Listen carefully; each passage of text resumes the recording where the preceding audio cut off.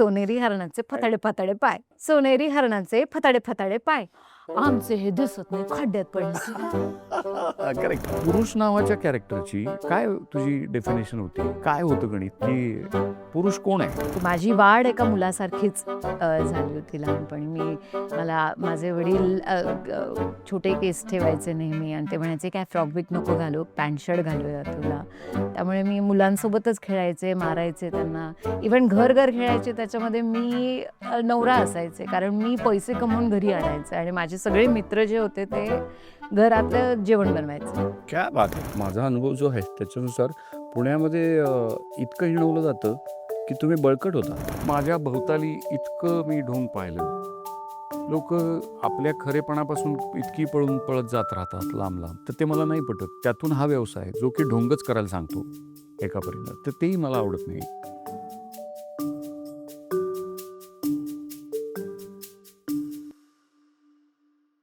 नमस्कार, मी गिरीश कुलकर्णी. बोल भिडूनी हा एक मोठा गमतीशीर योग आणला आहे आणि थोडा पेचही आहे. ते काय म्हणले की राजश्री देशपांडे आणि तुम्ही असे आपसात बोला.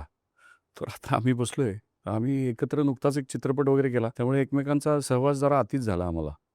तर तरीसुद्धा आता पुन्हा त्यांनी आम्हाला बसवलं आहे. तर बघूया आम्ही सुसंवाद करण्याचा प्रयत्न करतो शक्य तेवढा. तर सुरू करू. तर राजश्री, तुला मी काय प्रश्न विचारावे असं वाटतं तुला? कल्पना नाही, तुला माहिती आहे काय विचारायचं? नाही, असं नाही. म्हणजे यमानी नचिकेताला विचारलं होतं किंवा सांगितलं होतं किंवा तू आलायस इथे, तर आता विचार, तुला मी वरदान देतो. तर तो म्हणाला, मला 3 प्रश्न विचारू द्या. आणि मग त्यांनी 3 प्रश्न विचारले यमाला आणि मग त्यातनं कठोपनिषद तयार झालं. आणि जगण्याविषयी सगळं तत्त्वज्ञान यमाने सांगितलं त्याला, की मृत्यू काय आहे वगैरे वगैरे. तर तसं तसं मी तुला तुम्हाला कळलं विचारतोय. असेलच की त्याने जे आता म्हटलं ना की सिनेमामध्ये आम्ही खूप वेळ घालवलाय, त्यामुळे ते आता असं वाटतंय की आता बस रे गिरीश. आता एकमेकांबद्दल आम्ही इतकं जाणून घेतलं. की कारण तो असं असं सरळ विचारण्याच्या ऐवजी तो असा गोल फिरून विचारेल आणि मग तुम्हाला असं वाटतं की अरे प्रश्न काय होता ऍक्च्युली. ते प्रश्न साधाच, की काय प्रश्न विचारू? इतका साधा प्रश्न आहे खरं तर. पण काय असो, विचार. तू तुझा प्रवास सांग आम्हाला. कारण बऱ्याच मंडळींना आपल्या कुतूहल आहे त्याबद्दल, की आजवर काय पद्धतीने कुठून प्रवेश झाला? काय मनामध्ये कल्पना होती? या क्षेत्राकडे यायचं हे ठरलेलं होतं का नंतर ओघाओघात झालं? अशा अनेक गोष्टी त्यातनं उलगडतील. तर तुझा असा सुरुवातीपासूनचा प्रवास सांग. म्हणजे बालपण कसं गेलं? काय झालं? त्याच्यातले प्रभाव काय होते?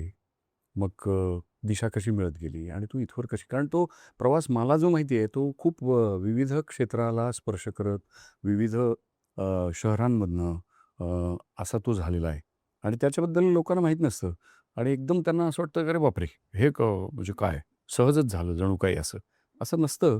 बरीच त्याला एक तपश्चर्या असते, प्रवास असतो.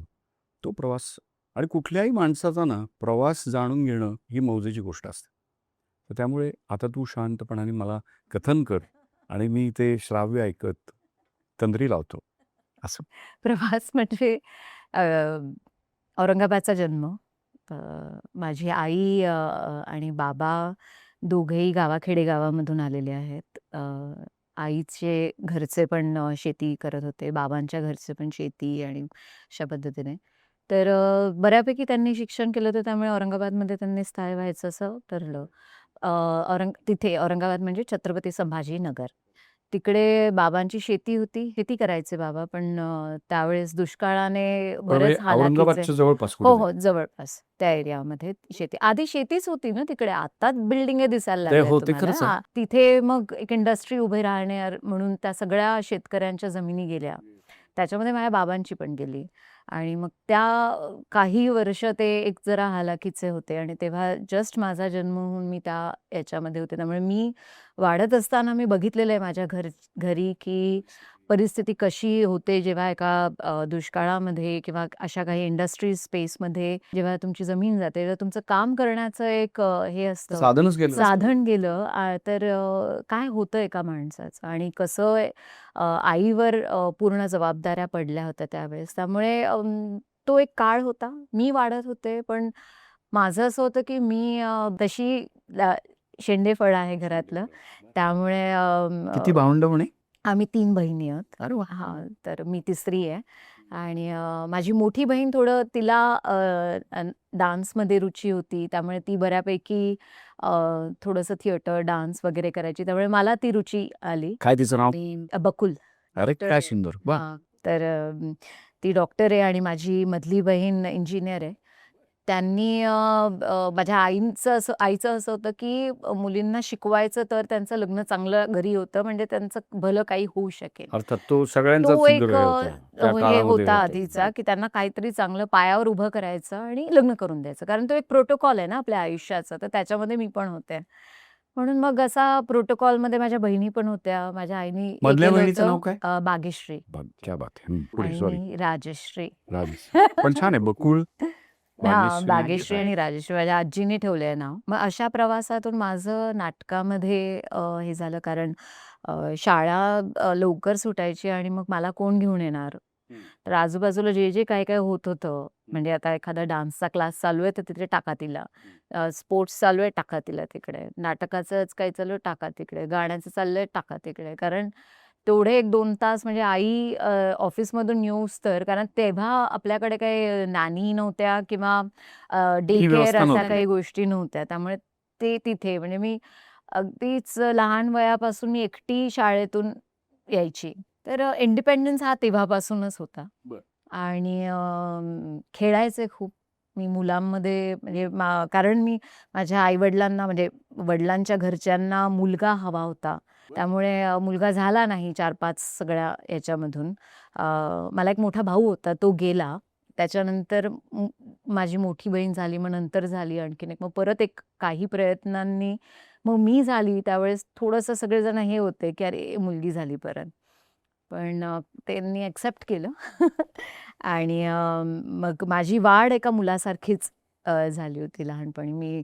मला माझे वडील छोटे केस ठेवायचे नेहमी आणि ते म्हणायचे, "काय फ्रॉक-बिक नको घालू, पॅन्ट शर्ट घालूया तुला." त्यामुळे मी मुलांसोबतच खेळायचे, मारायचे त्यांना. इव्हन घर-घर खेळायचे त्याच्यामध्ये मी नवरा असायचे. कारण मी पैसे कमवून घरी आणायचे आणि माझे सगळे मित्र जे होते ते घरातलं जेवण बनवायचे. क्या बात है. त्यामुळे मला हे माहिती आहे, की मी ते भोगलंय आता. आमच्या चित्रपटाचा नायक तीच आहे. तर असो. बस असं झालं आणि मग नाटकाची एक ओढ लागली कारण त्याच्यामध्ये असं होतं, की तुम्ही अभ्यासापासून थोडंसं मी दूर हे होते, की हां, ठीक आहे शाळा पास हो पण म्हणजे करता आलं मला आणि घरच्यांनी तेवढी परमिशन दिली.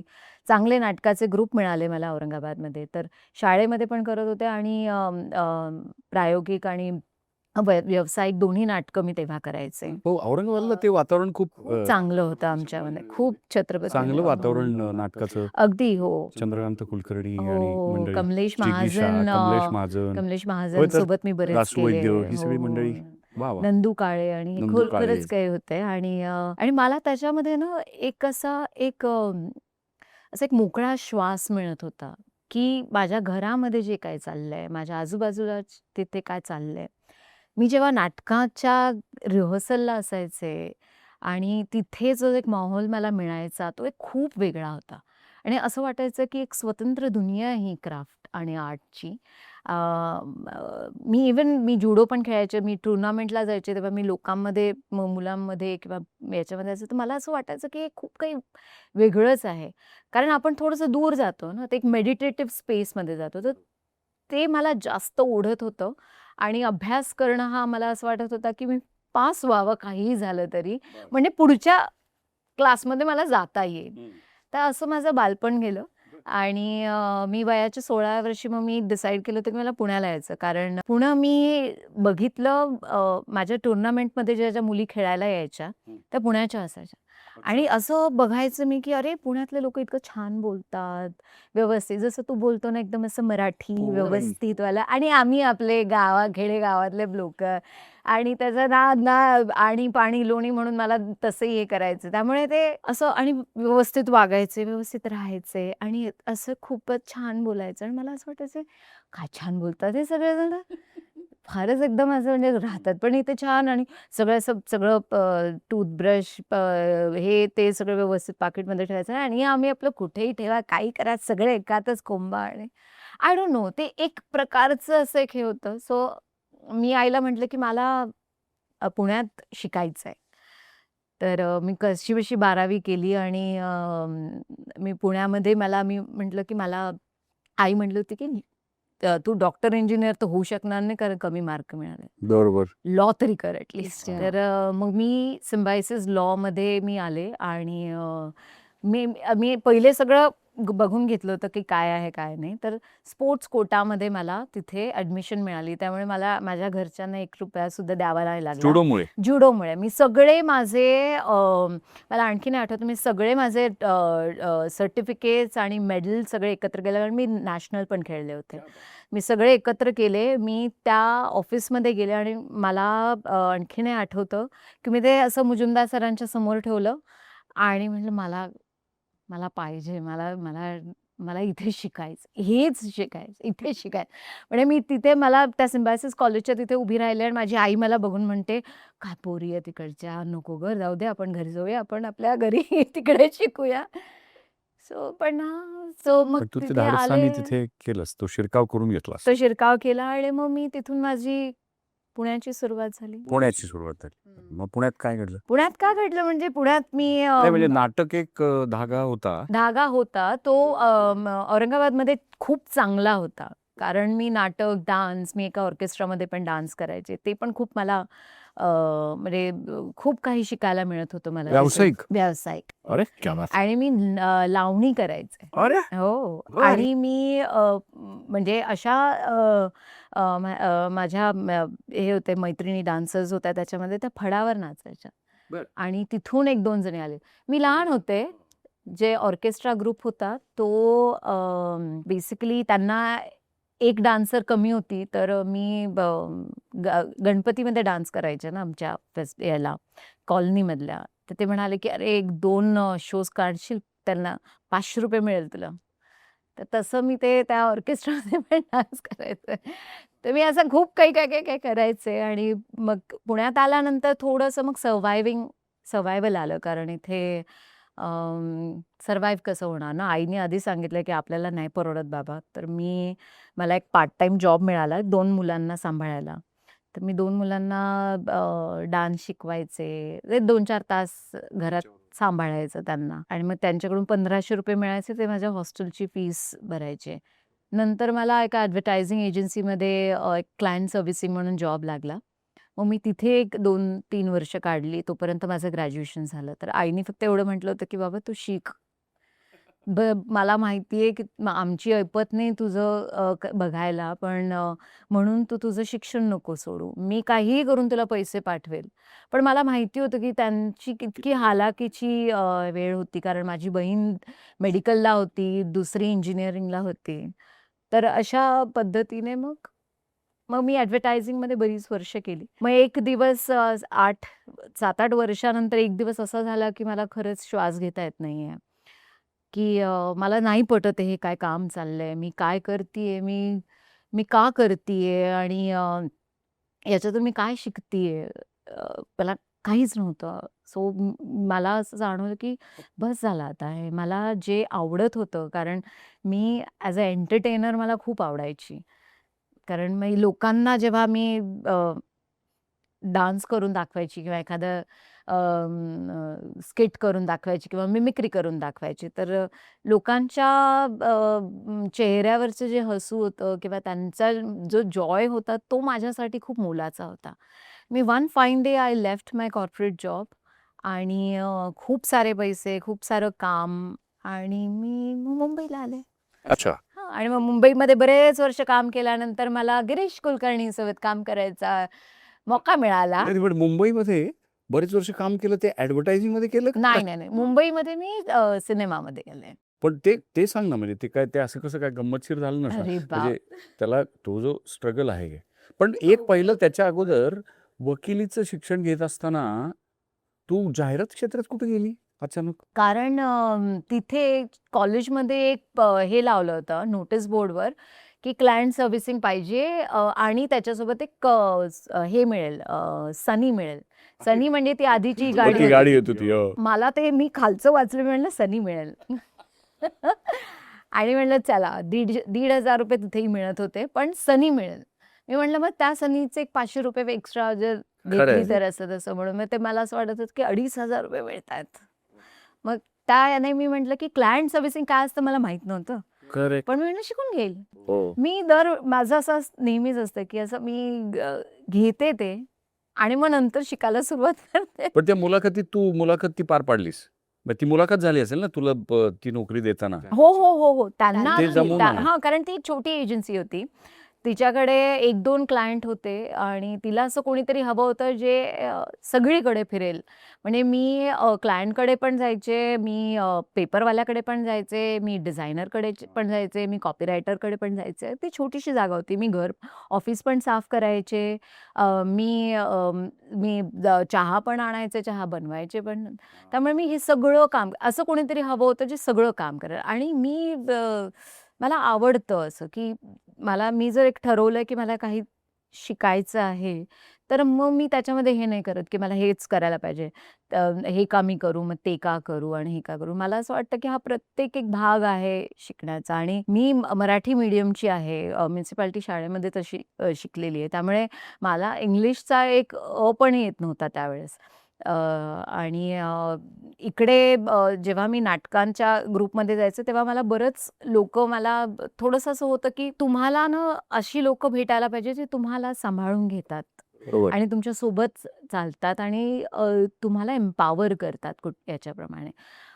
जर अशी लोकं भेटली ना तुमच्या प्रवासामध्ये, की जे तुम्हाला खाली ओढतात आणि तुम्हाला हिणवून बोलतात किंवा तुम्हाला यू नो तर तर त्याच्याने ना तुमचा जो कॉन्फिडन्स आहे ना, तो पण कुठेतरी डगमगतो. त्यावेळेस मी जेव्हा पुण्यामध्ये मला नाटकांमध्ये काम करायचं होतं, मला खूप काही करायचं पण होतं इथे, पण मला तो तसा आत्मविश्वास त्यावेळेस नाही मिळाला किंवा ती तशी लोकंही नाही मिळाली. पण खरं अ, पुण्यामध्ये म्हणजे माझा अनुभव जो आहे त्याच्यानुसार पुण्यामध्ये इतकं हिणवलं जातं, की तुम्ही बळकट होता. उडीद नाही रे, हे बघ नाही, नाही असं नाहीये, की मला नाही भेटले. समर नखाते सर ज्यांनी इतकं प्रेम दिलं आणि त्यांनी मला इतकं काही समजून घेतलं आणि पण माझं असं वाटलं, की कदाचित त्यावेळेस आणखीन थोडंसं मी जास्त स्वतःला बळकट केलं असतं, तर मी खूप काही करू शकले असते. पण सर्व्हायव्हल होता ना रे माझा. मला ते हॉस्टेल फीस भरायची होती. मग त्यानंतर असं होतं काही थोडेसे पैसे ॲडव्हर्टायझिंगमध्ये कमवायला सुरुवात झाली, तर असं वाटलं, की अरे आईला प्रत्येक गोष्ट द्यावी. आईला साड्या द्याव्या, आईला गाडी घेऊन द्यावी. आईची पहिली गाडी मीच घेऊन दिली आणि घरामध्ये एक-एक छोट्या-छोट्या गोष्टी घ्याव्या, ज्या असं वाटतं, की आईने कधी बघितल्या नाही किंवा बाबांसाठी काही चांगली गोष्ट. तर तुमचा जो पूर्ण जो हे असतो ना, की आपल्या आई-वडिलांनी जेवढं सॅक्रिफाईस करून आपल्याला पाठवलं, आपल्याला शिकवलं, आपल्याला समजून घेतलं. मग आपण काय करतोय? तर तो प्रवास तिकडचा सुरू झाला, की होऊन जाईल. हे इट्स ओके. याच्यात काही तसंही पडलं नाही. कारण तेवढं मला म्हणजे मला काही इन्स्पिरेशन पण नाही मिळालं ॲक्टिंगच्या ह्याच्यात. त्यामुळे मी त्या ॲडव्हर्टायझिंगमध्ये पैसे कमवत गेले, कमवत गेले, कमवत गेले. Like in your 20s, if you don't have a heroes, you you build yourself in such a way where it's okay. I'll be the hero. I'll make money. पैसे जरा इम्पॉर्टंट आहे कारण अख्खं बालपण बिना पैशाचं गेलं होतं. त्यामुळे तो अख्खा 20s मी फक्त पैसे कमवण्यामध्ये गेला. बरं. पण झालं ना, एक दिवस आय फेल्ट एम्प्टी आणि I felt like I need to get out of this. त्यामुळे ते होऊन जातं असं. तसं झालं माझे आणि मग मुंबईला गेले. मुंबईला आले. पण मध्ये प्रवेश करण्यापासून ते पुन्हा चित्रपट हे कसं झालं? मुंबईमध्ये गेल्यानंतर मी बरंच थिएटर केलं. तो मला एक स्पेस मिळाला तिकडे बऱ्यापैकी. बरं. नसीर सरांसोबत मी मॉटलेमध्ये बॅकस्टेज करून मग मी थिएटर केलं. मग मी गुलजार साहबचे बरेच प्लेस केले आणि मानव कौल आणि बरेच अशी लोकं होती त्यांच्यासोबत जुडले आणि पृथ्वीमध्ये पडीक असायचे. पण त्यासोबत परत एक सर्व्हायव्हलचा स्पेस होता. थँक गॉड माझा पार्टनर होता त्यामुळे तेवढा एक सपोर्ट मला मिळाला आणि मी जे काही सेव्ह केलं होतं त्यामुळे तेवढा एक बळकट झाली होती मी, की मी स्वतःची काळजी स्वतः घेऊ शकत होते, भलेही काम नाही करत आहे. तरी मग मी काही सीरियल केल्या. सीरियल करताना असं जाणवलं, की अरे मी रोज तयार होऊन जे काही लिहिलेलं आहे ते वाचून नाही करू शकत. हे ॲक्टिंग नाही आहे माझ्यासाठी. कारण माझ्यासाठी being an actor is something which you have to be very, very true to your characters. त्यामुळे मला तो कोरच सापडत नव्हता. म्हणून त्या याच्यामध्ये करता मला अँग्री इंडियन गॉडेसेस मिळाला आणि अँग्री इंडियन गॉडेसेसमध्ये दिलीप शंकर जे आहेत ते माझे म्हणजे कोच पण आहे तसं बघितलं तर आणि मेंटर पण आहे. हू हू हू taught me a lot of things about life, about your breathing, about craft.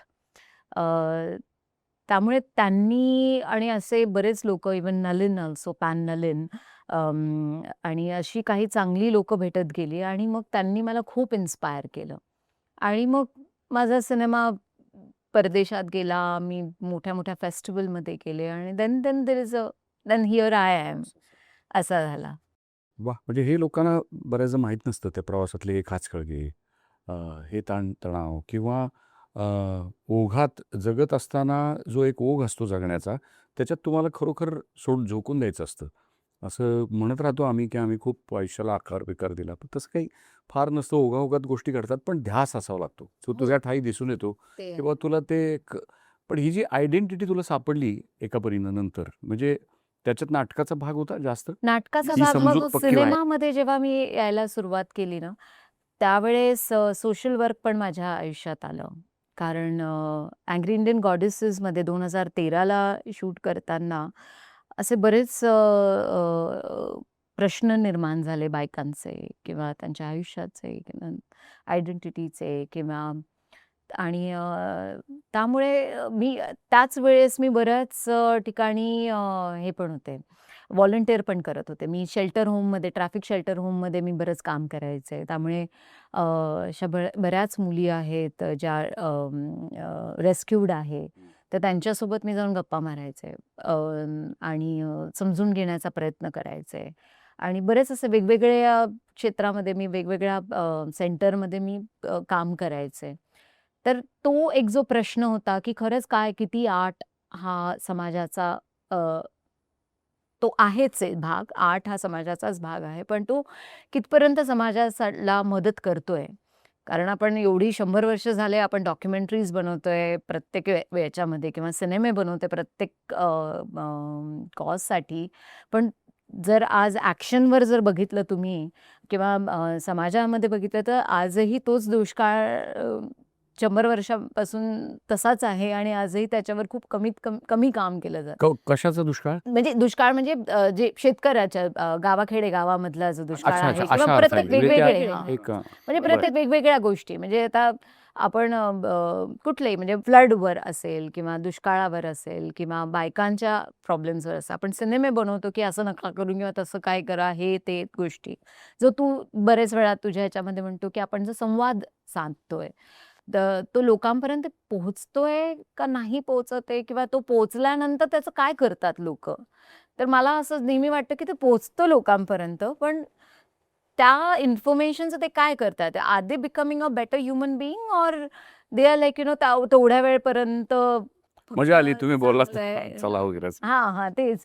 ते फार छान असं असायला पाहिजे हां, असं म्हणजे फार चुकीचं चाललंय हां समाजामध्ये आणि परत असं थू झालं. मग किंवा असं घेऊन टाकून द्यायचं. म्हणजे एन्व्हायर्नमेंटबद्दल असं म्हणायचं, की "हो, नाही, स्वच्छता तर पाळायला पाहिजे." किंवा "नाही, शेतकऱ्यांचं किती नुकसान होतंय." आणि तर तो एक प्रश्न माझ्या डोक्यामध्ये खूप होते आणि त्याच्यामुळे माझं असं पूर्ण कल सोशल वर्कमध्ये गेला.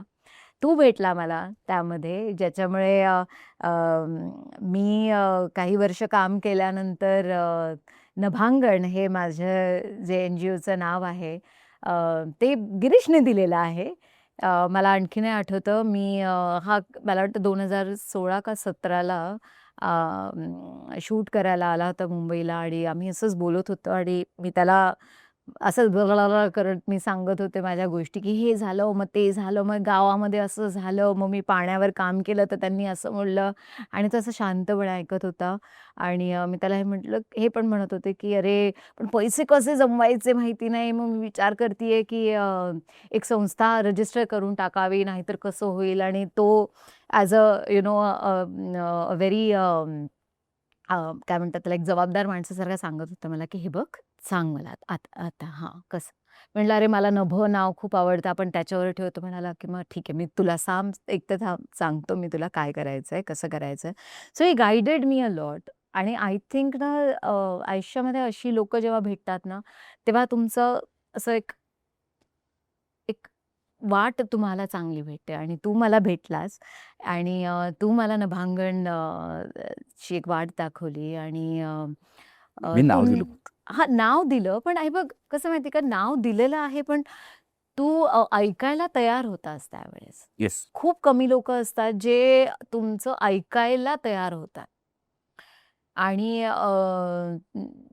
ते महत्त्वाचं होतं माझ्यासाठी आणि मला वाटतं, की हे समाजामध्ये खूप गरजेचं आहे, की ऐकायला तयार होणारी लोकं तयार व्हायला पाहिजे. That's true. तर तू सांग मला, की तुझ्यामध्ये कुठे आणि का म्हणजे असं कुठून बळ येतं, की आणि कुठून हे होतं, की तू एवढं वाचतोस, एवढं चांगलं बोलतोस. म्हणजे मला खरंच तुझ्यासारखं नाही बोलता येत. मला मला मी मी असं होतं, की मी अशी खूप खूप अशी पसरून जाते, कारण माझं बोलणं हे मला असं वाटतं, की आकाशासारखं आहे, की ज्याचं कुठेच सुरुवात, मध्य, अंतर नाहीये. सगळं असं गोल आहे. त्यामुळे मी पसरून जाते. पण तू जे एवढं वाचलेलं आहे, तू बघितलेलं आहे, तू सांग, की तुझं कसं आयुष्य तू घडवलंयस, की ज्याच्यामध्ये तू एवढं काही आहे तुझ्यामध्ये, not just as an artist, पण ॲज अ ह्युमन आणि ॲज अ पेंटर आणि अरे! या of course as a painter also आणि as a writer. See craft तर म्हणजे तेच ना, की तुझ्या प्रत्येक स्पेसमध्ये तुझ्याकडे क्राफ्ट आहे. म्हणजे आय एम ऑल्वेज इन ऑ, की तुला हे पण जमतं. अच्छा ठीक आहे. मग हे पण जमतं. मग अच्छा ठीक आहे. हे पण अरे जमतं. जमत नाही. कसं जमतं तुला तू सांग? तू कसं प्रिपेअर केलं स्वतःला? तू नोकरी करायचा आणि तू सिनेमामध्ये आला. तू हे पण डिसाईड केलं, की मी फक्त असे मोजके सिनेमे करणार. तरी तू नोकरी करायला, तू दिवसभर ऑफिस करून तू लिहायचा सुद्धा. तर आणि त्यावेळेस असं होतं, की आता जेव्हा 15-20 वर्षापासून 30 वर्ष झाले ना तुला काम करून. ते असं होतं, की मॅचो मेनस बनायला पाहिजे किंवा असे एक ॲक्टर्स तयार झाले होते, की who will have like I am like larger than life kind of a thing. तर त्यामध्ये तू वेगवेगळे माणूस तयार केलेस. लिहिले पण आणि तू साकार पण केले. तर त्याची जर्नी हं. म्हणजे कसं विचार केला असतं, की तू तर मी सांगतो, पण हं. खरं सांगायचं तर माझ्याबद्दल भरपूर मी बोललोय आणि ते लोकांना बऱ्यापैकी माहिती आहे. मला नाही तर माहिती ना. माहिती आहे तुला पण बऱ्यापैकी, पण ठीक. तर जास्ती तुझ्याबद्दल माहिती नाही. म्हणून त्यामुळे आपण जास्त फोकस तो ठेवूया. हां. नाही पण सांग ना, तू सांग तुझ्या लहानपणी तू काय सिनेमे बघितले? तुला कुठले कॅरेक्टर्स आवडायचे? तुला काय करायला आवडायचं? म्हणजे मी तुला सांगितलं, की मला मिमिक्री करायला आवडायचं. मला डान्स करायला आवडायचा. मला असं माझे बाबा सांगायचे, की "ए नाचून दाखव, नाच." मी नाचायचे. मला असं काहीही फरक नाही पडायचा, की कोण आहे समोर, काय आहे. मी आपला टेप रेकॉर्डर लावला, आपला माधुरी दीक्षित सुरू झाली आपली. क्या बात है! बरं. तर किंवा उखाणा घ्यायचा. असं काहीतरी जे असायचे ना हो, उखाणे हो, हो. असे. आणि मग शाबासकी मिळायची असं. शाबासकी मिळायची. सोनेरी हरणाचे काय? फताडे फताडे पाय. हां. सोनेरी हरणाचे फताडे फताडे पाय. आमचे हे दिसत नाही, खड्ड्यात पडले की काय? करेक्ट. असं काहीतरी. आपल्या गमती तर होत्या. तू हो. सांग ना, तू काय करायचा? लहानपणी हां. माझं लहानपण जरा थोडं जरा असं काय म्हणूया उंच सखल झालं. म्हणजे आईचा मृत्यू झाला लवकर. त्या हं. 2 वर्षाचा होतो. मग आत्याने आणलं. पण म्हणजे आई नसण्याचं काही जाणवू दिलं नाही तिने. ती माऊलीच म्हणजे तिने सगळं केलं. फारच म्हणजे तुम्ही त्या अर्थाने नशीबवान की बाबा मिळतं तुम्हाला असं. त्यानी अन्याय काही झाला नाही. तर पुण्यामध्ये आलो मी पण असंच बुजलेलो होतो. माझी तर आई नव्हती, म्हणजे कुटुंबच नव्हतं. दुसऱ्याकडे आलो होतो. तेव्हा बुजलेलो होतो आणि त्या बुजण्यापासून सुरू झालं आणि त्याच्यानंतर हे अभिव्यक्तीला एक संधी देणारं माध्यमापर्यंत प्रवास करणं, हा कदाचित म्हणजे कालगत न्याय असावा, की मला बरंच बोलायचं होतं ते बोलताच आलं नाही. आता मी खूप बोलायला लागलो. असा प्रवास झाला. असो, पण शाळा चांगली होती, गुरुजन चांगले होते, शिक्षक खूप चांगले होते आणि समहाऊ मला मात्र असा अनुभव आला, की खूप समजुतीने पाठीशी उभं राहणारी माणसं मिळाली आणि त्याच्यामुळे खरं तर झाला विकास. आणि मग मी पण तसंच नाटक केलं, नोकरी केली, नको-नको त्या नोकऱ्या केल्या, आर्थिक परिस्थिती जेमतेम वगैरे, वगैरे असा प्रवास झाला. पण शाळेमध्ये माझ्या सगळ्या बाईंनी, गुरुजनांनी खूप संधी दिली. त्यांनी कुठून शोधलं माझ्यात गुण. मी कोणाशी बोलायचो नाही, अत्यंत घुमा होतो आणि भीती वाटायची मला पण. भाषेमुळे असं नाही, पण भीती वाटायची. कारण लोकांकडे छान कपडे असायचे, अ, खायला-प्यायला वेगळं असायचं. म्हणजे आमच्या मित्रांच्या डब्यांमध्ये आया छान डबा द्यायचे. तर त्या सगळ्याच इतकं हे होतं. त्यामुळे मी तर मला स्वतःला तेव्हापासून असा अस्पृश्य समजत आलो. एकापरीची अस्पृश्यता मी अनुभवली आणि म्हणजे काही नातेवाईक जे होते ते बऱ्यापैकी श्रीमंत होते. त्यांच्याकडनं एक दुय्यम वागणूक मिळायची. तुम्हाला दुसरीकडे लांब बसायला लागायचं वगैरे असे पण सगळे असे अनुभव घेत होतो. पण मित्र आणि गुरुजन शाळेतले, अरे ते भारी भारी होते. म्हणजे कितीही सुंदर डबा त्यांनी आणलेला असावा तरी तो देऊन टाकायचा मला. माझे सगळे बालमित्र फार अजूनही मला काटाच येतो, की त्यांनी सांभाळलं एका परीनं. त्या शाळेनी, त्या वातावरणाने, त्या गुरुजनांनी. म्हणजे कंठरुद्ध व्हावा अशा पद्धतीचा तो अनुभव आहे. आणि मग त्याच्यामुळे मलाही गवसलं एकदा आणि आत्या आमची अर्थात. तर तो प्रत्येकाचा एक क्षण असतो ना, की म्हणून मी तो क्षण तुझा टिपायचा प्रयत्न करतोय, की तुला हे कधी गवसलं की नाटक, सिनेमा. तर ते तू आत्ता सांगते, की उखाणा घेतला फताडे-फताडे पाय आणि शाबासकी मिळाली. तो आनंद जो तो आहे, आनंद तो कुठेतरी नोंदवला जातो आणि मग पुढे कळत-नकळत तुम्ही त्या दिशेला जाता. अगदी. असं फार नेमकेपणाने वळण निवडत नाही. होय की नाही? हो, ते हो. जाणवतं अगदी. म्हणजे असं, हो, हो. की हो. आता तू चित्रपटात येण्याचं हे इतकं वळणदार प्रवाह आहे हा नदीचा. म्हणजे ते असं म्हणतात ना, की नाईल नदी जर थोडी उजवीकडे कळली असती, तर ती काय गेली असती खाली अटलांटिक महासागरात हे झाली. पण ती वळून वरती भूमध्य सागरात आली आणि त्याच्यामुळे अनेक प्रदेशांचं भलं झालं.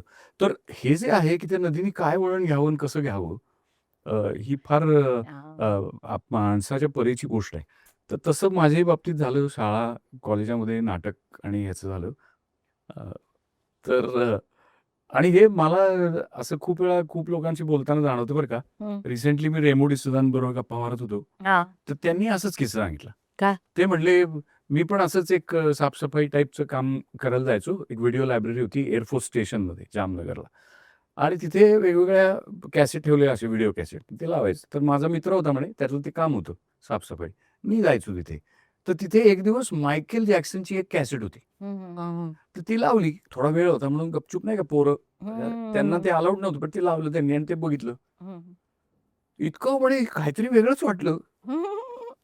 ती कॅसेट बघून हं. तो माणूस नंतर त्याचा प्रवास आणि तो आज आज काय? ख्यातकीर्त असा हं. आहे. तर हे जे क्षण असतात ना, ते फार आय मला नो. असं वाटतं हो. ते ते फार आयुष्याचे ते जगणं हो. आहे. ते ती ती बहार आहे. मजा आहे ती. नाहीतर काय नंतर आपण दोषारोप करत राहतो, काहीतरी कार्यकारण भाव शोधतो. याच्यामुळे तसं झालं आणि त्याच्यामुळे तसं झालं. पण असे जे क्षण अनाहूत आपल्या वाट्याला येतात, ते सौंदर्य क्षण असतात. त्याच्यामुळे घडतं. तर तसं माझं नाटकाच्या बाबतीमध्ये होत गेलं. हं, बक्षीस हं. मिळाल्यावर अचानक म्हणजे काहीच इच्छा नसताना, येतंय का नाही माहीत नसताना जायचो मी आणि स्पर्धेतनं बक्षीस घेऊन यायचो. मग ते कौतुक व्हायचं वगैरे, वगैरे असं. पण नाटकानं खूप आधार दिला. नोकरी करावीशी वाटायची नाही. पण करणं गरजेचं होतं. इलाज नव्हता काही. तर 10वी पर्यंत बऱ्यापैकी नाटकामध्ये बक्षिसं वगैरे म्हणजे किरकोळ शालेय वगैरे पातळीला. खरं तर त्यांनी फार काही जड काय म्हणूया त्याला महत्त्व द्यायचं कारण नव्हतं. पण ते बालवय असं असतं. मला स्वप्न मग पडायला लागलं, की 11वी-12वी मध्ये म्हणजे मी डिप्लोमाला लातूरला गेलो. हं, तिथे मी नाटकच करत राहिलो. माझं सबमिशन इतर पोरांनीच केलं. त्यामुळे मित्र हा माझ्या आयुष्यामध्ये पहिला महत्त्वाचा घटक राहिला आणि तर ते नाटक करत असताना सहज तिथे लोकं म्हटले, "तू एन-एस-डीत जा. इथे कुठे आलाय?" मग तू खरं तर त्याचसाठी जन्माला जाऊन आलाय. तो मग ते स्वप्न मिळालं. मला माहिती नव्हतं की अशी कुठली शाळा आहे नाटकाची आणि वगैरे. हं, हं, पण हं. मग ते एक इच्छा ती तयार झाली. पण ते काही शक्य नव्हतं. नोकरी करणं गरजेचं होतं. ग्रॅज्युएशन काही केलं नाही. डिप्लोमा केला फक्त का तर लवकर नोकरी लागेल. लोक हां. फार वेळ शिक्षणात घालवायला वेळच नव्हता. तातडीने नोकरी करायची होती. तेच. आणि थ्रूआउट मी वेगवेगळे कामं करतच होतो. म्हणजे आमची आत्या जिने मला सांभाळलं, तिने अपार कष्ट केले. तिने मेस चालवली, पाळणाघरं चालवली, वाळवणं करून विकली आणि त्या सगळ्यामध्ये आम्ही दोघं बालकामगार, मी आणि माझी ताई. आम्ही दोघं काम करायचो, पण मजा होती. असं कधी वाटलं नाही, की बाबा खूप काय हे आलंय. उलटं ते कष्ट करायला जे कष्ट मिळत होते ना, त्याच्यात मजा वाटायची. हो, हां, हो. असो. तर असं करत प्रवास झाला. त्या मित्रांनी हे केलं. मग अजून एक मित्रच भेटला. तो म्हणला, "गड्या, तू NSDला गेलास, तर असं काही फार होणार नाहीये. NSDला नाही गेलास, तर असं काही रंगभूमीचं नुकसान वगैरे काही होणार नाही. पण तू जर नोकरी सोडलीस, तर तुझ्या बहिणीचं लग्न लांबेल. तेव्हा आता तू निर्णय घे. आयुष्याला सामोरा जा." असं सांगणारं सुद्धा कोणीतरी भेटावं लागतं. मग ते कुलूपच घातलं मी त्या NSD मध्ये. म्हटलं काय करायचं? आता हे पहिलं. मग कर्ज काढायचं वगैरे, वगैरे सगळ्या मग सगळ्या जबाबदाऱ्या पार पाडत राहिलो. शांतपणाने नोकरी आणि नाटक. नाटक हा विरंगुळा ठेवला. मग त्याच्यातनं एक अहंकार, जे कोल्ह्याला द्राक्ष आंबट असं होतं ना, मला जाता येत नाही ना. मग मी असं एक त्याची भूमिका तयार केली, की माझ्या काय म्हणतायत कलेचा मी कधी व्यवसाय करणार नाही. छंदातच ते म्हणजे ते असं उपजीविका त्याच्यावर नाही करणार. असा एक वगैरे काळ होता. मग नंतर ओघाओघात नाटकातही जरा थोडंसं बऱ्यापैकी यश म्हणावं, आनंद म्हणावा असं मिळायला लागल्यावरती यथावकाश उमेश कुलकर्णी भेटला, जो माझा एका परीने गुरुच आहे. वयाने लहान असला तरी. आणि त्याने सिनेमा म्हणजे तो इन्स्टिट्यूटमध्ये दाखल झाला. सुमित्रा भावे, सुनील सुक्तनकर ही मंडळी आयुष्यात आली. आणि ते सिनेमा करत होते आणि त्यांच्या इथे मुक्तद्वार होतं. सगळ्या तरुणांना तिथे किती माणसं घडवली त्या दुवयीनी. आणि तिथे भाषेबद्दल, साहित्याबद्दल, संगीताबद्दल, वेगवेगळ्या क्षेत्रात याच्याबद्दल एक जाणकारीनं काही कळायला लागली. किंवा हे कसं वाचन करायचं तर काय पद्धतीने करायचं वगैरे. हे सगळं मावशी आणि सुनीलच्या त्या अंगणात आम्ही शिकल्यासारखं आहे. असो, तर मग उमेश कुलकर्णी आमचे नेते झाले आणि त्यांनी आम्हाला सिनेमामध्ये संधी दिली परसे. इन्स्टिट्यूटमध्ये तो शिकत होता. मी सगळं करायचो. प्रोडक्शन म्हणलं प्रोडक्शन, सेट डिझाइन म्हणलं सेट डिझाइन. काय तुम्ही म्हणाल ते. आणि नोकरी करत असल्यामुळे 4 पैसे हाताशी असायचे. ते पैसे लावायचे वगैरे असं. आणि मग यथावकाश उमेशचा सिनेमा करायचा. कारण तो दिग्दर्शक झालाय. तर अशी धारणा होती, की गड्या फिल्म इन्स्टिट्यूटच्या दिग्दर्शकाला कोणी बाजार विचारत नाही बरं. तर तू लवकर चित्रपट कर. म्हणून मग ते वळू चित्रपट तयार केला. तो एक प्रवास मी बऱ्याच ठिकाणी बोललो पण आहे. तर गमतीशीर होतं. काही नसताना, येत नसताना, कशाचीच काही अटकळ नसताना धडाधड डोक्यावर उड्या मारल्या. असं फार फार तो वर्णन करता येईल. पण अनेकदा मी खेळलेले जे डाव आहेत, ते जर उरफाटे अंगावर आले असते, तर म्हणजे त्राही भगवान होण्याची अवस्था होती किंवा दशदिशा कमी पडल्या असत्या पळून जायला. पण त्यामध्ये मग माझी पत्नी वृषाली, तिनं अतिशय धैर्यानं एक एक काय म्हणतात त्याला, ते क्रिकेटच्या सामन्यामध्ये असतं ना, एक बाजू लावून धरली. तर तसं ती व्यवसाय करत राहिली. वस्तुतः ती माझ्यापेक्षा बेहतर अभिनेत्री आहे किंवा अभिनय ती पण ती त्याच्यामध्ये उत्तम करते आणि तिला पुरुषोत्तमला मोठमोठी बक्षिसं आणि असं तिला प्रस्थापन, तिला प्राइज द्यायला पाहिजे प्राइज वृषालीला. ती आणि तिने ते थांबवलं. त्याच्यासाठी की तुझी तिने मला संधी दिली नाही तुला आणि सांभाळलंय. सांभाळलं तर झालंच, पण संधी दिली. म्हणजे आपल्यापेक्षा दुय्यम माणसाला पुढे जाऊ देणं ही मोठी सोपी गोष्ट नाही. ते केलं तिने. त्याच्यात ते मोठेपणा होता आणि दुसरं एक होतं, की तिने हेही बहुतेक लक्षात घेतलं, की याला हे जर करू नाही दिलं, तर याला काहीच येत नाही. दुसरं. तर त्यामुळे हे तरी करू द्या. कारण तिला डॉक्टरी वगैरे येत होती. ती डॉक्टर असल्यामुळे ती व्यवसाय. असो, पण असा प्रवास घडत गेला. त्यामुळे वेगवेगळे जे मी जुगार खेळले सिनेमा निर्मितीच्या बाबतीमध्ये, त्याच्यामध्ये एक पिसाटलेपणाची अवस्था होती. सिनेमा मराठी तयार करणं म्हणजे खूप जिकीर आहे हो, अवघड आहे. आणि त्या काळात तर जेव्हा आम्ही केला, तर तेव्हा तर म्हणजे भांडवल ते आणणं, अजूनही सिनेमा चालवणं ही खूप मोठी अवघड गोष्ट आहे. आणि ज्याला काय म्हणूया, वैयक्तिक हौसेपोटी वगैरे निर्माण केलं जातं. व्यवसाय म्हणून त्याची बाजू नीट समजून आम्ही घेत नाही. असे बरेच गोष्टी होत्या. तर आम्हाला तो सिनेमा करायचा होता. अशा त्या पेनी डाव खेळला होता. पण तुला असं वाटतं का, की 15-18 वर्षापूर्वी जेव्हा तू सिनेमाचा प्रवास सुरू केला, तेव्हापासून आत्तापर्यंत तुझ्यात अ, बदल झाला आहे का? म्हणजे ॲज अ हो. ह्युमन. खूपच, खूपच बदलला. जसं तू कधी-कधी म्हणतो, की मी त्रास देऊ शकतो हां. हो. नाही, मी त्रास देणारा आहेच. म्हणजे मला असं वाटतं प्रत्येक कलाकार हा त्रस्त ते असतो. आतमधलं कुठे काही आहे का, की ज्याच्यामुळे तेच त्या सांगतो काय, गोष्टी अ, काही कधी-कधी असं वाटतं तुला, की ते होतंय म्हणून तुझ्यासोबत? की कलाकार हा मला असं वाटतं एक अस्वस्थ त्रस्त आत्मा असतोच. त्याला अनेक गोष्टी सहन नाही होत. तो हं. पाहत असतो, बघत असतो आणि त्याला ते सगळं ते अ, आणि प्रत्येक वेळी ते सगळं हलाहल त्याला पचवता येईल अशी अवस्था नसते. तो काही परमेश्वर नव्हे. पण तरी त्याचा अट्टहास असतो, त्याचा इगो असतो, की मी प्रतिसृष्टी तयार करतो. माझ्या लिखाणातनं, माझ्या चित्रातनं, माझ्या कवितेतनं, कशात नाही, माझ्या बोलातनं. हा तो अट्टहास असतो आणि तिथे कमी पडणं साहजिक आहे, कारण तो परमेश्वर नाहीच ना. तर हा संघर्ष सतत एखाद्या कलाकाराच्या बाबतीमध्ये च चालू असतो, असं मला वाटतं. आणि त्यातनं उद्विग्नता, त्रास, सगळ्या वेगवेगळ्या भावना, भावभावना मिळत राहतात.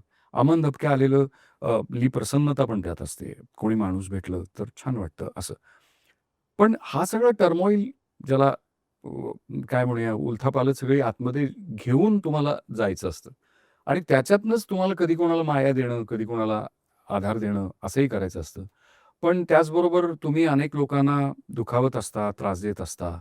खूप त्रास देत असता. म्हणजे तुमच्या जवळच्या लोकांना खूप त्रास देत असता आणि ते अभावितपणे होत असतं.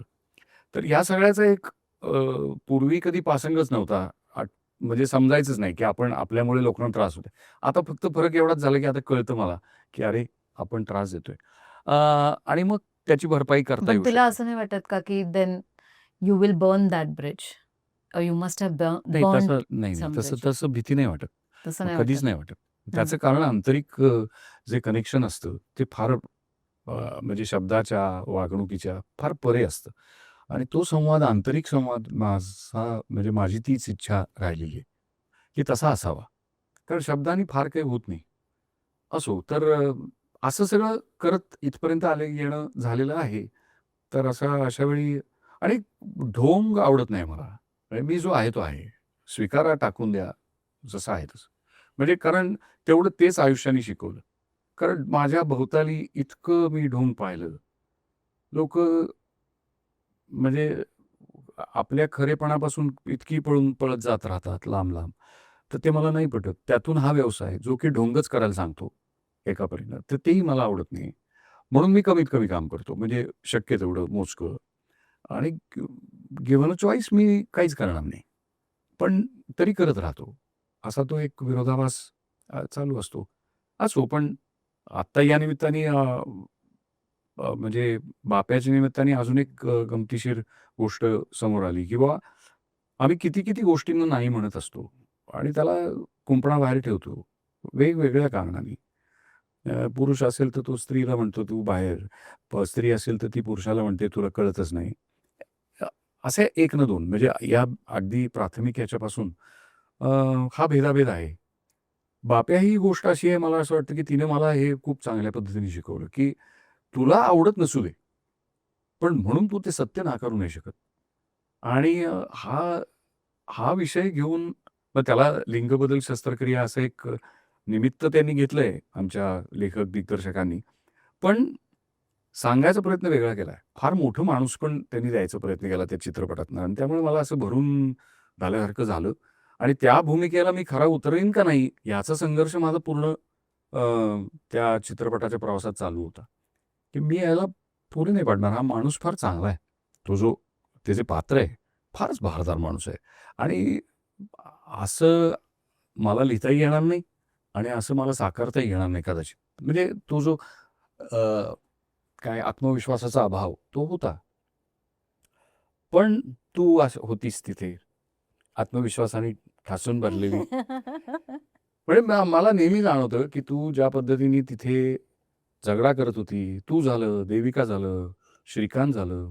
तुम्ही माणसं तुलनेनं श्रेष्ठ आहात. कारण तुम्हाला सहज परिस्थिती एक्सेप्ट करता येते. मला नाही करता येत. आणि माझा तो आतून असलेला माझं मन झगडा घेत राहतं, की हे नकोय, हे नकोय. मला तिथे त्याला आणायला खूप चुचकारून आणावं लागतं. मग मी तिथे येतो. पण तसं तुमचं नाही. तुम्ही स्वीकारलत ते पटापट. तुम्ही वाद नाही घातले फार. म्हणजे तू ते जे काही सहन करत होती, ते त्रासदायक होतं, की तुला एक वेगळी भूमिका करायची होती आणि तुझ्यासाठी ते तेवढंच आव्हानात्मक होतं. कदाचित तुझ्या मनातही तो संशय असेल किंवा हे होईल का बरोबर? तर तसं होतं का? या हो.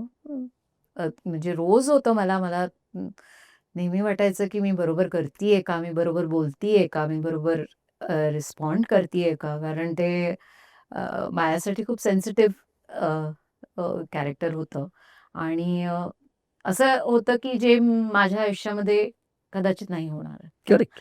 नाहीच त्यामुळे होणार. तर हो. तिथे मी पोहोचत होते. तिथे मला पोहोचायचं होतं. ऑफकोर्स आपण कुठलंही कॅरेक्टर करतो ते आपण तिथपर्यंत ते कॅरेक्टर आपण कधीच नाही बनवू शकत. जसं मी ट्रायल बाय फायरमध्ये नीलम कृष्णमूर्ती नाहीये मी.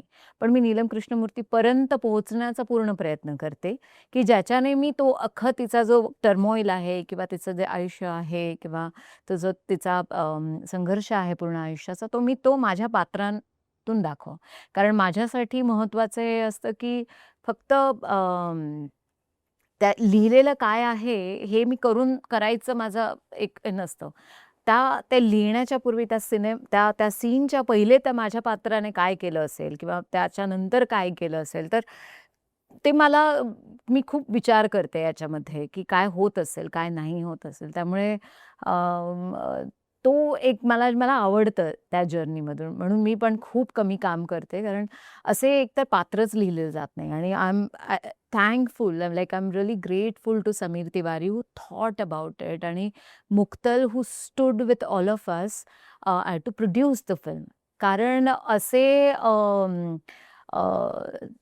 धमाकेबाज नाही, असे नाही, नाही. कॉन्फिडंट लोकं खूप कमी मिळतात. जे नाही, अशी वृद्ध माणसं तो कॉन्फिडंटपेक्षा ती इतकीच चांगली माणसं आहेत ती. मग तेच ना, ते ते वृद्ध. ते महत्वाचं आहे. माझ्यासाठी तर ते आता जास्त महत्वाचं आहे, की मला असं वाटतं, की एकतर आयुष्य आपलं असं आहे, की काय कधी उद्या काय होणार आहे, काय होणार आहे याचे मग मला असं वाटतं, की हे बघा माझा प्रवास मला खूप आनंदाने घालवायचा आहे.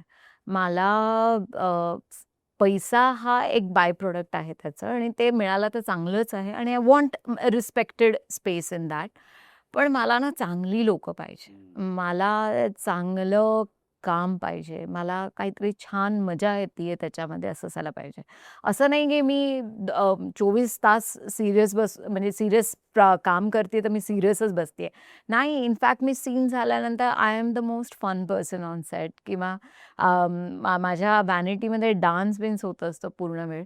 त्यामुळे सो आय थिंक आपण केवढी मजा केली सिनेमाच्या पूर्ण शूटमध्ये आम्ही कधी इथे मासे खायला जा, कधी तिथे मासे खायला जा आणि गिरीशचं मी एक सांगते, की तो थोडासा असा कधी-कधी अनप्रेडिक्टेबल होतो. पण जेव्हा तो त्याच्या झोनमध्ये असतो ना, तर he is the best person. म्हणजे तो तुमची इतकी काळजी घेईल, की कोणीही असं वाटतं, की फक्त तोच आहे. तोच घेणार आहे माझी काळजी.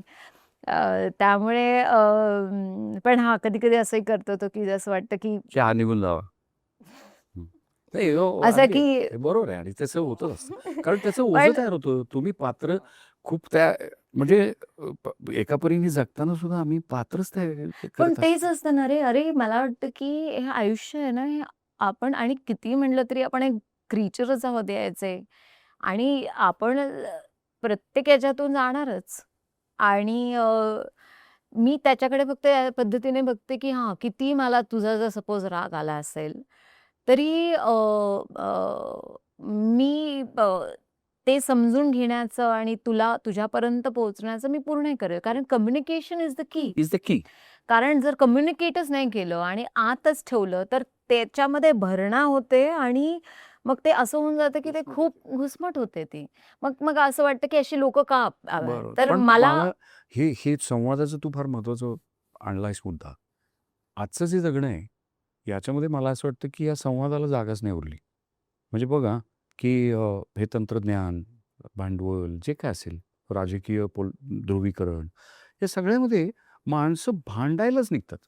म्हणजे चर्चेला जी जागा मध्ये मी एका पत्रकारांचं वाचत होतो, ऐकत होतो.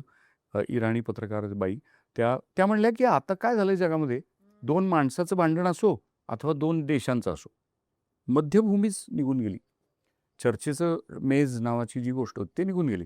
त्यामुळे आम्ही संवाद सेतू हो, करत नाही. अगदी. हो. आणि हा चित्रपट मला असं वाटतं, अतिशय नेमकेपणाने एक संवाद सेतू म्हणजे कम्युनिकेशन ब्रिज तयार करू पाहतोय, की हा संवाद करू. म्हणजे उदाहरणार्थ, की पुरुष नावाच्या प्राण्याला बाई नावाचा प्राणी हा कधी कळेल का नाही? त्याने संवादी झालं तर कळेल, नाहीतर नाहीच कळणार. त्यामुळे असं मला तुला मेन विचारायचं आहे, ॲज अन ॲक्टर म्हणून पण, की एका स्त्रीला पुरुष करायचा आहे आता. तेव्हा तिचे सगळे पुरुषाबद्दलचे पूर्वग्रह, भूमिका, अडथळे हे सगळं लांघून ते पलीकडे जायचंय. तर पुरुष नावाच्या कॅरेक्टरची काय तुझी डेफिनेशन होती? काय होतं गणित? की पुरुष कोण आहे? मला असं वाटतं, की अ, एक मला एक खूप चांगला माणूस तयार करायचा होता आणि अ, मला असं वाटतं, की आपल्या पुरुषांच्या ह्याच्यामध्ये ना, एक बाई असावीच, नेहमीच असावी. कारण जर ते त्या पण काय म्हणजे ह्याच्या बाईचं काय असावं? म्हणजे काय जे पुरुषामध्ये बाईचे काय नाहीये? मेजर पॉइंट्स असायला पाहिजे. कारण जसे की? अदरवाईज झालंय काय ना, की आपण लहानपणापासून जे बघितलंय ना, की मेरा राजा बेटा नाही, नाही किंवा ते नाही हे सगळं घेऊन पुरुष तयार होतो, की मग को दर्द नहीं होता, मैं तो ऐसा नहीं कर सकता, मी सगळं सांभाळणार.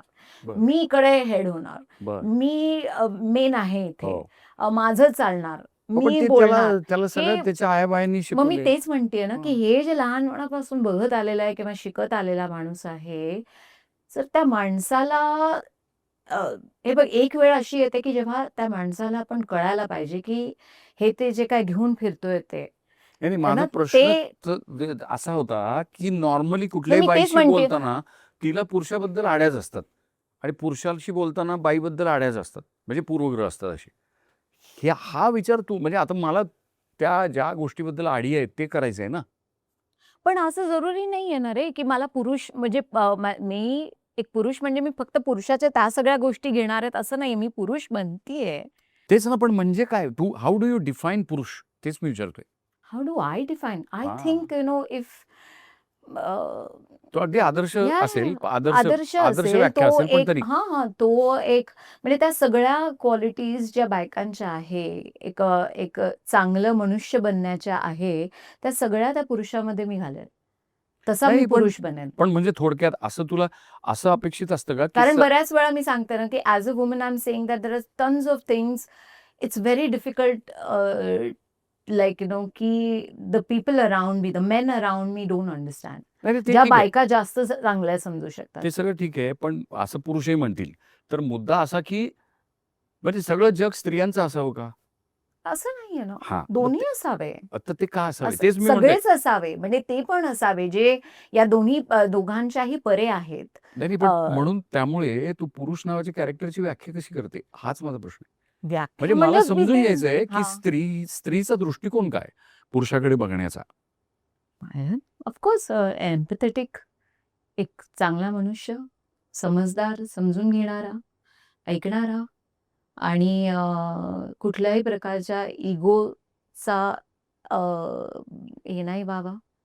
मेनी थिंग्स पण यार. का खूप बाया किती इगोइस्टिक खूप असतात? नाही, नाही इगोचा नाही असं म्हणजे समजून घेण्याची गोष्ट जी आहे, ती माया जी आहे, नाही, नाही, मी ती तुला बरेच आणि असं म्हणत नाही की मी प्रत्येक पुरुष. बरेच असे चांगले पुरुष आहेत माझ्या आयुष्यामध्ये सुद्धा ज्यांच्यामध्ये दोन्ही अप्रतिम क्वालिटीज आहेत. नाही तसं तर नाही. मला म्हणजे सपोजेडली तू एक रायटर आहेस. हां, तू एक लेखक आहेस हं, आणि हं. तू 2 पात्र लिहू पाहतेस, पुरुष आणि स्त्री. तर काय कॅरेक्टरिस्टिक्स पुरुषामध्ये असाव्यात आणि काय बाईमध्ये असाव्यात? अशा अर्थाचं डिफरन्सिएशन मी विचारतोय. मला असं वाटतं की characteristics as a human being मी दोघांच्याकडे सेम ठेवेल. बरं. त्याच्यामध्ये जास्त फरक नाही ठेवणार आहे. काहीच नाही फरक ठेवणार आहे. पण कारण मला युनिकनेस वाटतं कसा येईल मग? युनिकनेस म्हणजे त्यांच्या बॉडी स्ट्रक्चरची एक युनिकनेस आहे ना. पण अपार्ट फ्रॉम दॅट? युनिकनेस कारण आपल्या सिनेमामध्ये हं, मुळात आम्ही हेच म्हणतो आहोत, की हे बॉडी स्ट्रक्चर इज दुय्यम आहे. हं. तर ते साधन आहे. ते एका बाई पुरुष झालं काय, हो. पुरुष बाई झाला आहे, हं. त्यांनी नाही फरक पडत. पण त्या ज्या कॅरेक्टरिस्टिक्स आहेत, ती जी कॉमनॅलिटी आहे त्या दोन्हीमधली, आहे की नाही? एक साधारणपण साम्य त्यातलं जे आहे, ती साम्य स्थळं सुंदर आहेत. हां, तर पण ती असं असताना सुद्धा त्याच्यात एक काय एकमेव अद्वितीयत्व ज्याला युनिकनेस म्हणतो आपण, हां. तसं पण आहे. तर तसा युनिकनेस पुरुष म्हणून काय वाटतो आणि बाई म्हणून काय वाटतो? हं. असं काय मला खरंच मी नाही डिफरन्शिएट करू शकत पुरुषाला आणि बायकाला. कारण मला मला वाटतं, बाईबद्दल की वाटतं.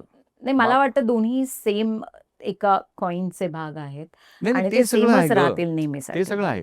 पण आम्ही जस्ट एक तू आणि मी नट म्हणून समजा एक पात्रच समजून घ्यायचंय. तर तशा अर्थानं स्त्री हे पात्र समजून घेताना मला पहिल्यांदा जाणवतं, की स्वीकारशीलता. म्हणजे पण ती पुरुषामध्ये पण असायलाच पाहिजे ना? नाही, युनिकनेस म्हणून पुरुषाला कदाचित ती लागणार नाही. का? अरे मी काय म्हणतोय समजत नाही. म्हणजे आपण पात्र रचतोय ना ही 2 आता. तर स्त्रीमध्ये तो युनिकनेस मला जाणवतो. जो पुरुषामध्ये असावा ही गोष्ट ठीक आहे. हं. असावं ही नाही म्हणत आहे मी. जन्मानं पुरुष म्हणून जन्माला आल्यानंतर काय युनिकनेस तो घेऊन येतो? अशा अर्थानं आपण डिफाईन करू पाहतोय. तर स्त्री जन्मानंच स्वीकारशीलता घेऊन येते. कारण ती स्वीकारते. ती धरा आहे. पुरुष असं काय घेऊन येतो? ते तू काय पाहिलंस किंवा तू ते पाहतेस का सौंदर्य तसं त्या पात्रामध्ये? असा मी प्रश्न आहे. जेव्हा शैलेश बद्दल विचार करत होते आणि असे बरेच जे शैलेश आहेत समाजामधले सध्याचे, ज्यांनी ट्रान्झिशन करून ते अ, अ, एका मेल याच्यामध्ये झालेत. तर माझ्यासाठी हेच होतं की मी मला तो पुरुष नाही बनायचा होता, जो पुरुष मी बघितलेले आहेत. मला असा पुरुष बनवायचा होता, जो मला हवा आहे. You precisely. आत्ता आत्ता तू त्या प्रश्नाच्या उत्तराकडे आलीस. पण मला तेच म्हणायचं आहे, की गिव्हन अ चॉईस स्त्रीला जर पुरुष होता आलं, तर ती जे पुरुष तयार करेल, म्हणजे ती जे पुरुष बनेल, कदाचित त्या पुरुषांची गरज आहे. हे खरंच जग गरज आहे. चालवायला, हे करायला, ॲब्सोल्युटली आहे. जबाबदारी घ्यायला. आणि तशाच अर्थानं त्या स्त्रीचा दृष्टिकोन महत्त्वाचा आहे, की पुरुषाचं चित्र रेखाटायला. म्हणून मी ते वारंवार तुला त्रास देऊन प्रोब करत होतो. कारण ही पुरुषाला समजूतच लागत नाही, की नक्की स्त्रीची अपेक्षा काय आहे? तिला कशा पद्धतीचा पुरुष हवा आहे? ते चित्राला तो पुरे पाडायचा प्रयत्न करत राहतो. पण जन्मानच तो जरा थोडासा डावा आहे स्त्रीपेक्षा. तर त्यामुळे त्याला ती उमजत नाही पटकन. पण असं तुला का अशा तू असं का म्हणतोस, की डावा आहेस म्हणून? हो, असे बरेच चांगले असे पुरुष आहेत, जे नाही, त्या नाही. तसं, पद्धतीचे तसं, आहे. तसं. ती तुमची मला असं नेहमी वाटतं, की तुम्ही जसं जसं घडता ना, जसे लोकं भेटतात, तसं-तसं तुम्ही घडत जातात नाही, तशा अर्थाने आणि नाही तसा म्हणत मी. पुरुष तुम्ही बनत जातात नाही, नाही, कदाचित. नाही. ते ते ते बाह्यतकारी नाही म्हणत गं मी. मी मी तुला constitution of two characters by nature म्हणजे निसर्गानं जे तयार केले, तर पुरुष निमित्त मात्र आहे. पुरुष तेवढ्यापुरता आहे. स्त्री ही टिकाऊ म्हणजे धरा ही टिकून राहणारी आहे. हं. असं आभाळ थोडा वेळ येणार, बरसून जाणार. त्याच्यानंतर आभाळ आहे काय नाही काय धरा आहे. तिला ते निर्मिती करणं आहे, पालन-पोषण आहे, सगळी तिच्यावर जबाबदारी. अशा अर्थानं मी म्हणतो आहे, की पुरुष त्याच्या अर्थानं डावं असतं कॅरेक्टर आणि स्त्रीला निसर्गानंच थोडं झुकतं माप दिलेलं आहे. पण प्रत्यक्षात वास्तवात तुम्ही जेव्हा पाहता, तेव्हा लक्षात असं येतं, की पुरुषच बळजबरी करून एक सत्तास्थान टिकून राहिलेला आहे. मग हा जो समतोल आम्हाला जर साधायचा असेल, तर आम्ही समाजामध्ये काय पद्धतीचे विषय मांडले पाहिजेत. अगदी बरोबर आहे. मग ती जबाबदारी सगळ्यांची आहे. हां, हां. कलाकारांची आहे, राजकारण्यांची आहे, सगळ्याचीच आहे. सगळ्यांची आहे. हं, हं. तर तशा अर्थाचा हा मला प्रयत्न वाटतो बाप्या. अगदी. हो. मला वाटतं, की यामधले सगळे जे पुरुष पात्र तू बघितलेस, इन्क्लुडिंग शैलेश, अ, इतकं काही आहे प्रत्येकाच्या ह्याच्यात. इव्हन समजूतदारपणा हां, आहे, एक्सेप्टन्स आहे. संजू तिचा मुलगा अ, यू नो हे आपला श्रीकांत चं कॅरेक्टर आणि ऑफकोर्स अन्या तर आहेच आहे.